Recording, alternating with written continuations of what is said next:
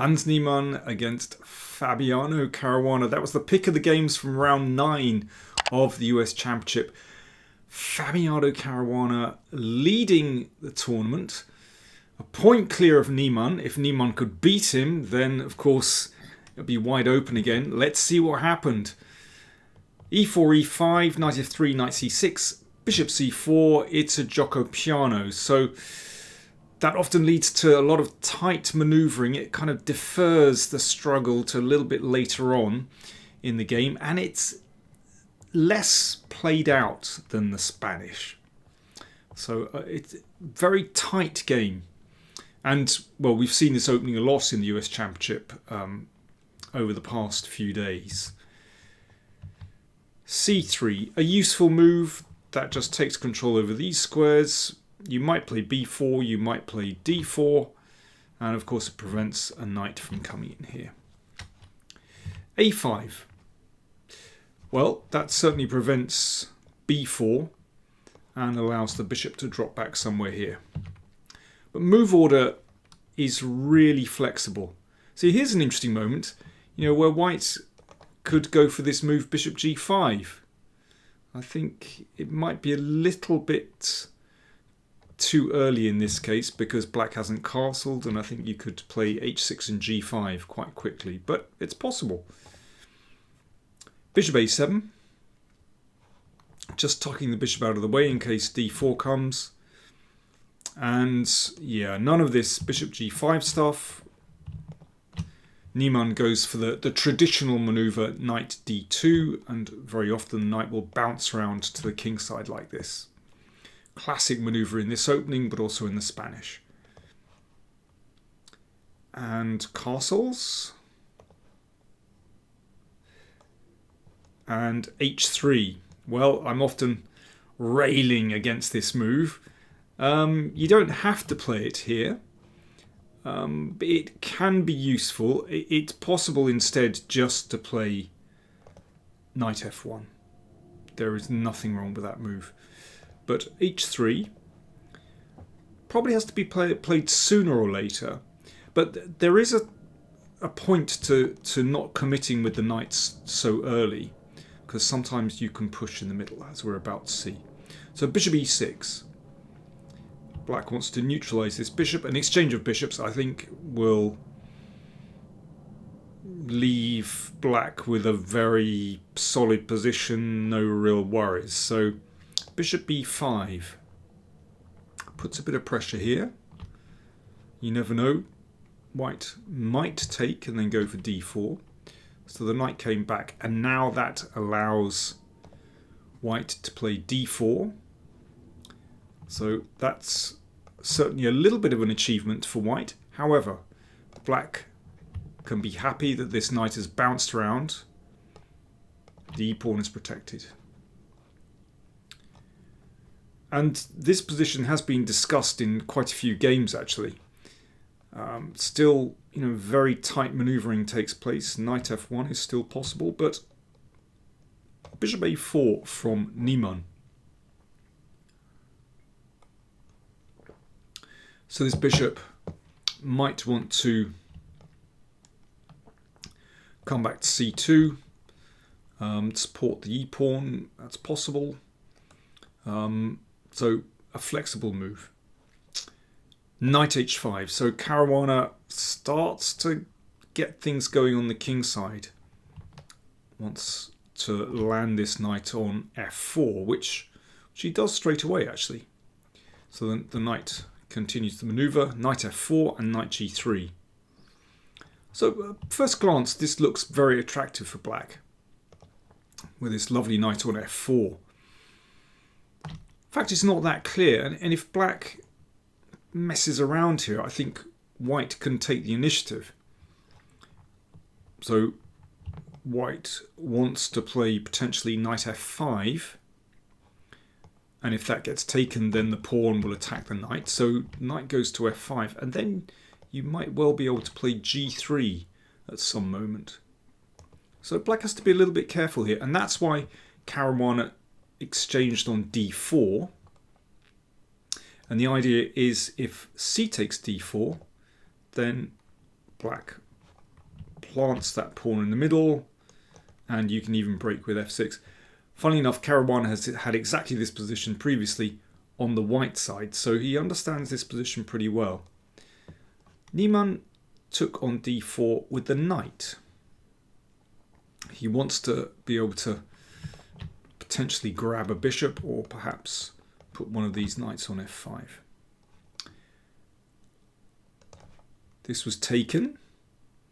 So this starts to get very tricky. If queen takes, there's potentially some very interesting sacrifices here actually, with a knight following up and maybe a queen as well. I mean, this is actually quite a tricky position. So c takes is more prudent, and the pawns look absolutely beautiful as well. So that's why black has to play d5 to plant something in the middle, and e5. So we have this very typical pawn structure, 4 against 3 on the king side. Nice majority. Of course, white would love to be able to expel that knight on f4 and start advancing. That's just the classic pawn duo, the e and f pawns. But black has some activity. These knights look good. That bishop has its sights on that h pawn, and in fact queen h4 I think is quite a dangerous move. That's still okay for white, but Caruana played in another way. He played f6, which also starts to open things up on the king side. But Niemann played here, I think, in a very practical way. He can see that there are potential problems on the king side, so he didn't exchange on f6, which would bring the queen into play on the f file. Instead, he just took on f4. So that clears the back rank.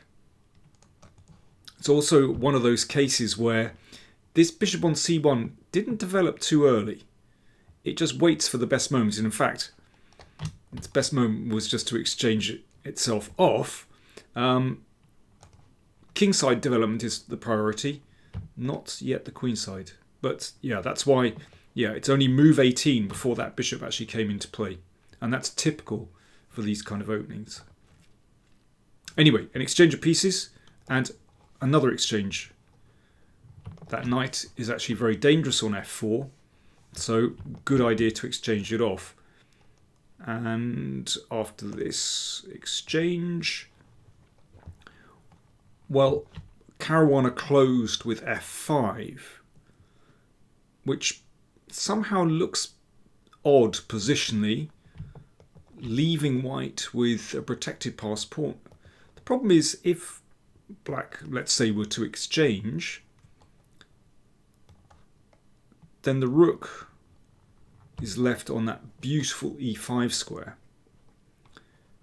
And this bishop looks pretty ugly.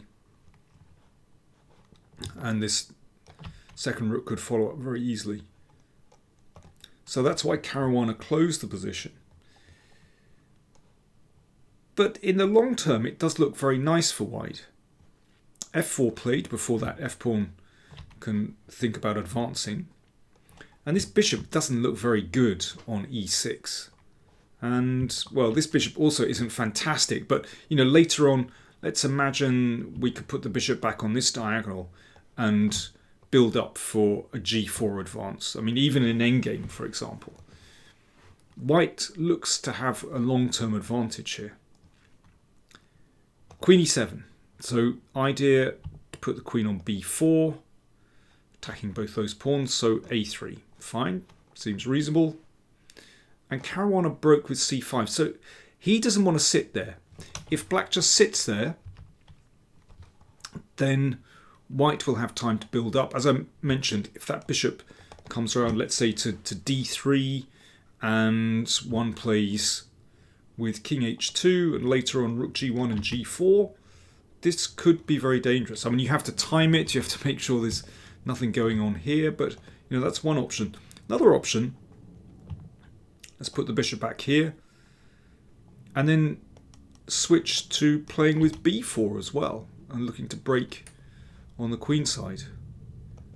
It needs careful preparation because these breaks have consequences. There's potentially an open A file for the rook, but it feels as though white is the one that has the options here. So I think that's why Caruana wanted to try and break out, somehow put a little bit of pressure on white's position before white sort of settles into this space advantage. So that's a bid to free that d pawn, which would bring the bishop into play. So rook c1. Now if that's taken on d4, then queen d1, and then the queen will take on d4 with a very nice positional advantage, because that bishop looks rotten on e6, blocked in by those pawns. And then you can see how strong that bishop could be attacking here. So Caruana just pushed on. So there's potential, maybe later on, to use this queenside pawn majority, but actually that bishop stands quite well on a4, preventing b5. Queen d1, the queen came all the way back. An interesting one. So he's actually, well, he's protecting the d pawn, but you realise the queen has done its job on h5, and he's perhaps looking to break at some moment with b3. The moment's slightly problematic, got to watch out for things like that. King h8, right, battle lines are being drawn. With a move like King h8, it's quite clear that Caruana wants to break with g5 to get some attack, or let's say counterplay at least on the king side. Because I think if white does break with b3, that could be serious for black. And here, bishop b5 was played, which in principle is quite a nice move. So it blocks this b pawn from advancing. And if you had all the time in the world, you could play a4, let's support the bishop, b3, open up the c file, break these pawns down. Really nice positional advantage for white. There is a drawback with this move. This pawn break on the queen side is quite slow, and just for a moment that bishop on b5 is locked out of the game. And Caruana breaks with g5. Instead of bishop b5, it might have been more prudent to preempt this move and start thinking about the king side. And this is a lovely move. I like rook c3 because that doesn't stop you breaking on the queen side. You might be able to follow up with queen c2 and b3 and get things going. But at the same time, the rook can swing across and protects pawns on the king side. And this looks far better than bishop b5. So for example, after g5, then white forgets about the queen side because the king side is opening, and just starts to play solidly. And this rook does a fantastic job on the third rank. Something like this. This one is now the target. Yep, there's potential threats here, but the rook does a good job. The queen can also come across to defend. And then it's white's turn to attack here. This looks good for white. But bishop b5 is much slower. Now watch what happens. g5. If that's taken, then you can see that black's attack is coming really quickly. This is very different to that previous variation where white stabilized on the king side and that bishop came round to attack the pawn. In this case, the attack is happening very, very quickly. Threat to take here, and bishop f5. Well, there's a tale of two bishops. Bishop on b5 out of play. That bishop coming into either e4 or d3. So bishop b5 was just too slow. So after g5, Niemann played b3. Well, I think if you play bishop b5, you've got to try and bring it back into the game. You've got to try to break things on the queen side. But watch what happens. G takes f4. B takes c4. So it's starting to break open. Rook g8. This is getting pretty serious now. You know, that rook wants to just land on g3, and then black can very quickly triple on the g file. So rook c3, yeah, understandable. That's the same as the other line where the rook was doing a good job on the third rank. D takes c4. You'd like to be able to push with d5, but nope, check. That's the problem. So bishop takes c4.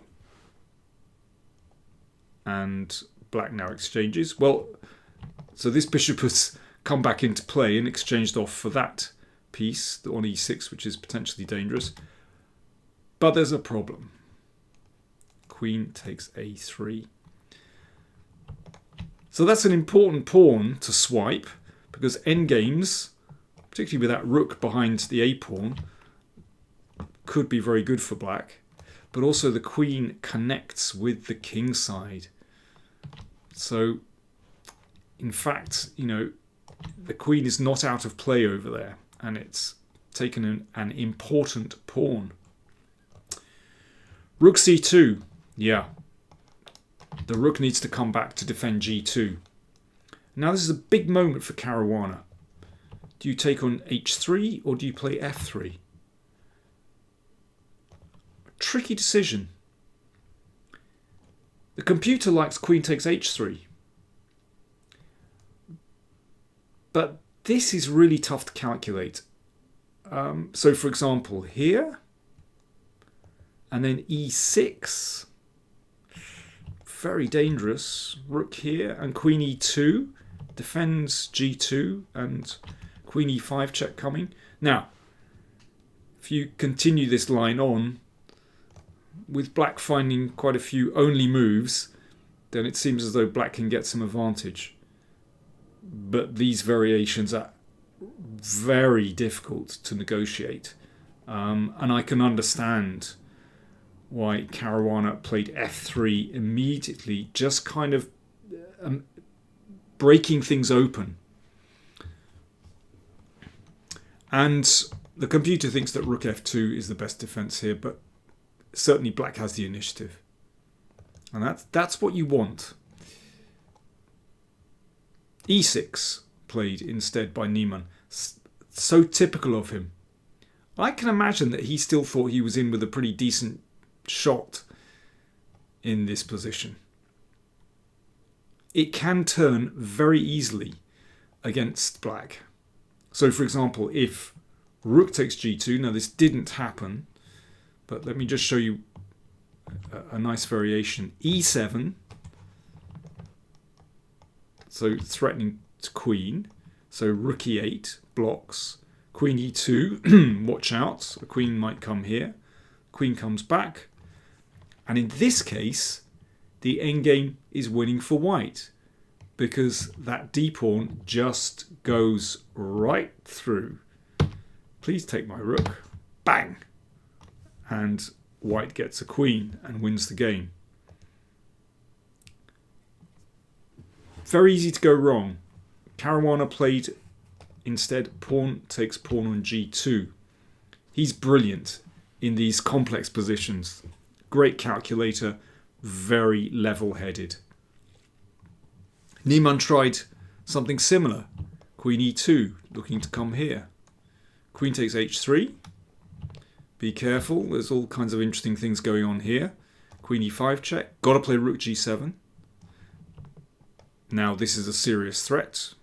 Queen check and g1, so that's why rook cc1 was played. So that after this check, then if g1, that can be taken. But this is what Caruana did anyway, because now he bounced back to h4. Now if the king goes back, the queen has improved its position, because then you can play f4. And the idea just to steam it down the board. So after queen h4 check, Niemann played king e2, which is obviously not ideal. staggering around in the middle of the board. It's unfortunate that the king breaks the connection here. So immediately you can see there's actually no threat to advance the e-pawn. So that gives black time to breathe, and black doesn't have to defend on this move. So Caruana just continued. f4. Good idea. Rook g1. There isn't really much better here. Queen g4 check. And f3. This is looking serious. King e3. Amazing defense. King g8. A very cool move. Just unpinning this rook for active service. But yeah, it's very difficult to advance this pawn. In fact, either pawn. When the king is in the middle, it's just going to expose the king. Rook c2. Yup, covers that square. Rook f8. This is serious. So rook f2 blockades. But it's very unlikely that with these passive rooks, white is going to be able to launch some kind of serious counterplay here. Yeah, you've got these pawns, but they're not going to get through these pieces when the king is exposed as well. So Caruana just played h5. Very cool move. Just looking to advance, and at some point, you know, an exchange of queens will happen, and then h2. Queen d5 played. Threatening that one. And after rook e8, Hans Niemann resigned. Why? Because that pawn is just dropping. And once that drops, there really isn't anything for white to do. Black is so many pawns up. All the endgames are going to be winning. And not to mention a lot of the middle games where white's king is just too exposed. So, white resigned. Excellent game from Fabiano Caruana. This was the critical moment in the game. King h8. And after this, after bishop b5, I think Caruana played with such a sure hand. You know, against a lesser opponent, I think Niemann might well have sort of blustered his way through in this position. But bishop b5 was a serious misjudgment. It's interesting that actually Niemann got the opening pretty much right. He played an excellent opening. His preparation is superb. But yeah, it's the middle game, this moment in particular, where his judgment let him down. And that move, rook c3, would have been much better. And he has a long-term advantage here. Black doesn't have to play with g5. But if you don't play with g5, let's say you play rook b8. Well, then you play bishop b5. And that's very solid. And as I mentioned, later on, you can look to break with b3. And that looks pretty nice for white. Now, scores. Let's have a look. So that win helped Fabiano Caruana a lot. So he has 6.5 out of 9. But So and Dominguez and Mishra all won their games. So Caruana 6.5, Wesley So 5.5, Dominguez 5.5, Abhimanyu Mishra 5.5. Mishra ground out a win against Sam Shankland. Ground out is the wrong expression. He hung on in there, had a very difficult position, but showed great fortitude to win that game. Mishra is only 14 years old, and he's crossed the 2600 barrier on his live rating with that win. So a remarkable talent. But yeah, Wesley and Lenier Dominguez following as well. They are class acts. So this one isn't over. And if we look at the round 10 pairings, just 2 rounds to go. Round 10 pairings, we've got Caruana against Mishra. Should be good. Ray Robson against Lenier Dominguez, and Hans Niemann against Wesley So. So big pairings in round 10. Keep watching. You can find live coverage. Look online. You'll find it somewhere. We're heading for a really interesting conclusion of this US Championship. I'll try and keep you posted on events. Thanks for watching.